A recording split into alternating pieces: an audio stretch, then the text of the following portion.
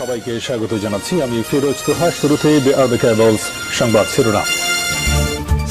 বাংলাদেশের সর্বশেষ গুরুত্বপূর্ণ আপডেট সংবাদে আপনাকে স্বাগত। শুরুতেই সংবাদ শিরোনাম, এরপর বিস্তারিত। শুরুতেই জানিয়ে দিব, স্বৈরাচার পুনর্বাসিত হলে দেশ হবে জল্লাদের উল্লাসভূমি, বললেন রুহুল কবির রিজভী। পতিত স্বৈরাচার আবার পুনর্বাসিত হলে বাংলাদেশ হবে জল্লাদের উল্লাসভূমি বলে মন্তব্য করেছেন বিএনপির জ্যেষ্ঠ মহাসচিব রুহুল কবির রিজভী। সোমবার 7 অক্টোবর রাজধানীর এলিফ্যান্ট রোড এলাকায় ডেঙ্গু প্রতিরোধ গণসচেতনতামূলক লিফলেট বিতরণকালে সাংবাদিকদের কাছে এই মন্তব্য করেন তিনি। এরপর জানিয়ে দিব, বিশ্বের সবচেয়ে প্রভাবশালী মুসলিমের তালিকায় ডক্টর ইউনূস। বিশ্বের সবচেয়ে প্রভাবশালী 500 মুসলিম ব্যক্তিত্বের তালিকায় জায়গা করে নিলেন বাংলাদেশের অন্তর্বর্তী সরকারের প্রধান উপদেষ্টা ডক্টর মোহাম্মদ ইউনূস। তিনি এই তালিকায় শীর্ষ 50 ব্যক্তিত্বের মধ্যে রয়েছেন। এদিকে এবার সেই নির্বাহী ম্যাজিস্ট্রেট বরখাস্ত। লালমনিরহাট জেলা প্রশাসনের নির্বাহী ম্যাজিস্ট্রেট তাপসী তাবাসসুম উর্মিকে সাময়িক বরখাস্ত করা হয়েছে। তার বিরুদ্ধে চাকরি বিধি অনুযায়ী প্রশাসনিক ব্যবস্থা নেয়ার প্রক্রিয়াও শুরু হয়েছে। সোমবার 7 অক্টোবর জনপ্রশাসন মন্ত্রণালয়ের জনসংযোগ কর্মকর্তার পক্ষ থেকে এই তথ্য জানানো হয়েছে। এরপর জানিয়ে দিব, কুবিতে আইনে সীমাবদ্ধ রাজনীতি বন্ধের নিষিদ্ধ। সব ধরনের রাজনীতি বন্ধের প্রজ্ঞাপন নিয়ে গত 2006 সালের 28 মে দেশের 26তম বিশ্ববিদ্যালয় হিসেবে প্রতিষ্ঠিত হয় কুমিল্লা বিশ্ববিদ্যালয় কুবি। আইনে রাজনীতি নিষিদ্ধ থাকলেও বাস্তবে নেই কোনো পদক্ষেপ। এরপর জানিয়ে দিব, বোল পাল্টে ছাত্রদলে ভিড়ছে ববির ছাত্রলীগ কর্মীরা। নিজেদের পিঠ বাঁচাতে ছাত্রদলে ভিড়ছে বরিশাল বিশ্ববিদ্যালয় ববি ছাত্রলীগ পরিচয়দানকারী কর্মীরা। গত 1 অক্টোবর বরিশালে সাংগঠনিক সফরে আসেন কেন্দ্রীয় ছাত্রদলের সাধারণ সম্পাদক নাসির উদ্দিন নাসির। এ সময় রাজনীতি বিমুখ শিক্ষার্থীদের সঙ্গে মতবিনিময় করেন তিনি। সেখানে ছাত্রদলের নেতাকর্মীদের সঙ্গে দেখা যায় একাধিক ছাত্রলীগ কর্মীদের।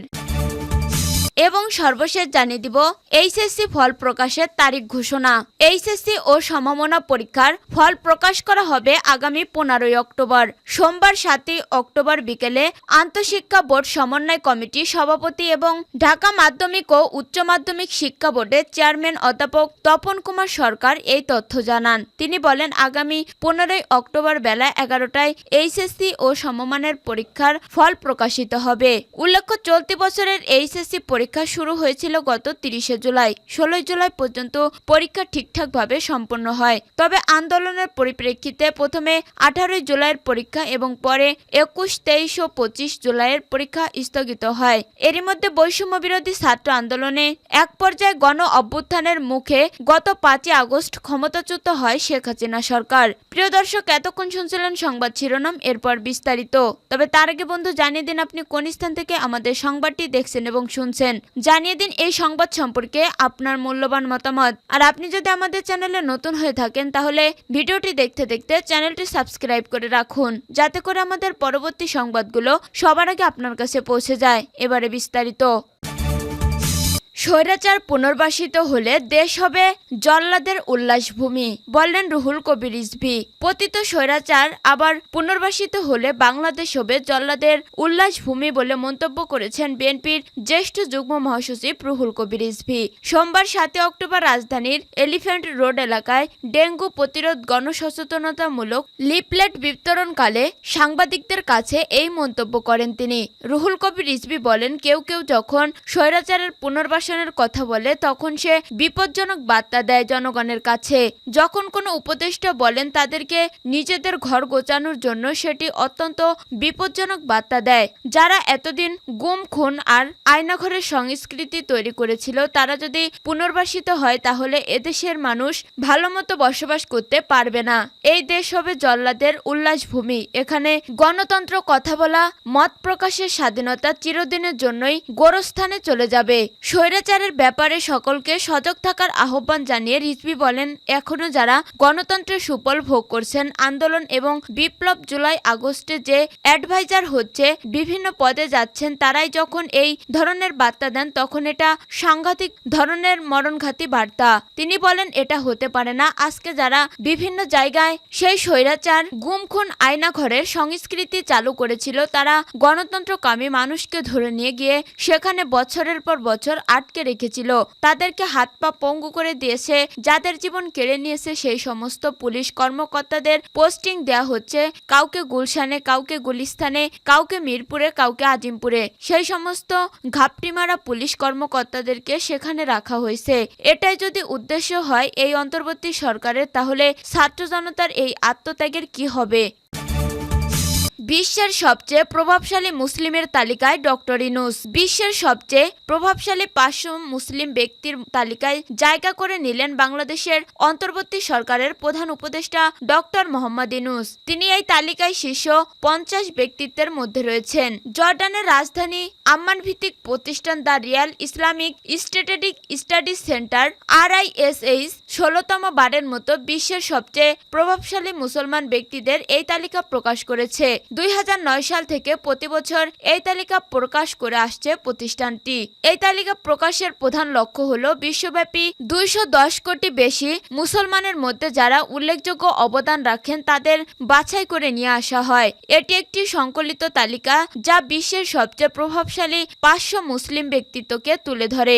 আম্মানের royal Islamic strategic studies centre এটি সংকলিত রয়েছে। এতে সহায়তা করেছে যুক্তরাষ্ট্রের জর্জটাউন বিশ্ববিদ্যালয়ের prince Al Waleed bin Talal সেন্টারের ফর মুসলিম টিচিং অ্যান্ডারস্ট্যান্ডিং। 5টি প্রধান বিভাগে তাদের শ্রেণীবদ্ধ করা হয়েছে।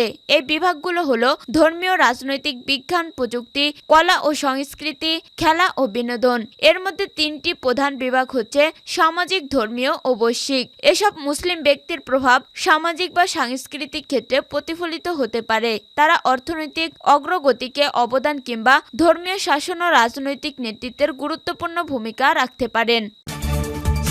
এবার সেই নির্বাহী ম্যাজিস্ট্রেট বরখাস্ত। লালমনিরহাট জেলা প্রশাসনের নির্বাহী ম্যাজিস্ট্রেট তাপসী তাবাসসুম উর্মিকে সাময়িক বরখাস্ত করা হয়েছে। তার বিরুদ্ধে চাকরি বিধি অনুযায়ী প্রশাসনিক ব্যবস্থা নেয়ার প্রক্রিয়াও শুরু হয়েছে। সোমবার 7 অক্টোবর জনপ্রশাসন মন্ত্রণালয়ের জনসংযোগ কর্মকর্তার পক্ষ থেকে এই তথ্য জানানো হয়েছে। এর আগে তাকে বিশেষ ভারপ্রাপ্ত কর্মকর্তা OSD করে মন্ত্রণালয় থেকে প্রজ্ঞাপন জারি করা হয়েছিল। অন্তর্বর্তী সরকারের প্রধান উপদেষ্টা ডক্টর ইউনূসকে নিয়ে তাপসী তার ফেসবুকে লিখেছেন, সাংবিধানিক ভিত্তিহীন অন্তর্বর্তী সরকারের প্রধান উপদেষ্টা বলছে রিসেট বাটনে পুশ করা হয়েছে, অতীত মুছে গেছে। রিসেট বাটনে ক্লিক করে দেশের সব অতীত ইতিহাস মুছে ফেলছেন তিনি। এতই সহজ। কাউন্টডাউন শুরু হয়ে গেছে আপনার মহাশয়। স্ট্যাটাসের বিষয়ে জানতে চাইলে গতকাল ম্যাজিস্ট্রেট উর্মি গণমাধ্যমকে বলেন, আমি পোস্ট দিয়েছি, এটাই তো যথেষ্ট। অনিলিমি করেছি, বিভিন্ন কারণে হতে পারে। পরে তিনি বলেন, এ বিষয়ে আমি কোনো মন্তব্য করতে চাই না। তাপসী তাবাসসুম উর্মির ফেসবুক আইডিতে গিয়ে দেখা গেছে ছাত্র জনতার গণ অভ্যুত্থানে ক্ষমতাচ্যুত সরকারের পক্ষে অবস্থান নিয়ে বেশ কিছু স্ট্যাটাস দিয়েছেন তিনি। এছাড়া আওয়ামী লীগের পক্ষে শক্ত অবস্থান নিয়ে বেশ কিছু পোস্টও করেছেন। একটি স্ট্যাটাসে তিনি ছাত্র আন্দোলনের নিহত শহীদ আবু সাইদকে সন্ত্রাসী আখ্যা দিয়েছেন। কুবিতে আইনে সীমাবদ্ধ রাজনীতি বন্ধের নিষিদ্ধ। সব ধরনের রাজনীতি বন্ধের প্রজ্ঞাপন দিয়ে গত 2006 সালে 28 মে দেশের 26তম বিশ্ববিদ্যালয় হিসেবে প্রতিষ্ঠিত হয় কুমিল্লা বিশ্ববিদ্যালয় কুবি। আইনে রাজনীতি নিষিদ্ধ থাকলেও বাস্তবে নেই কোনো পদক্ষেপ। বিশ্ববিদ্যালয়ের আইন 2006-এর 43-এর ঘ অনুযায়ী বিশ্ববিদ্যালয়ের শিক্ষক, কর্মকর্তা, কর্মচারী কোনো রাজনৈতিক দলের সদস্য হতে পারবে না। সে অনুযায়ী গত 2007 সালে কুবির প্রথম সিন্ডিকেট সভাতেই শিক্ষার সুষ্ঠু পরিবেশ বজায় রাখতে ক্যাম্পাসকে রাজনৈতিক দল ও লেজুর ভিত্তিক ছাত্র রাজনীতি মুক্ত করার সিদ্ধান্ত হয়েছিল, কিন্তু ছাত্র শিক্ষক কেউ তার ধার ধারেনি। গত 2008 সালে আওয়ামী লীগ সরকার ক্ষমতায় আসার পরপরই শুরু হয় লেজুর ভিত্তিক রাজনীতি। শিক্ষকরা গঠন করে বঙ্গবন্ধু পরিষদ আর ছাত্রলীগ শুরু করে দমন পীড়নের রাজনীতি। তাদের অরাজকতার কারণে অনেক শিক্ষককে ছাড়তে হয়েছে বিশ্ববিদ্যালয়। অন্যদিকে অনেক শিক্ষার্থী শিক্ষা জীবন শেষ করতে না পেরে পাড়ি দিয়েছে অন্য পেশায়।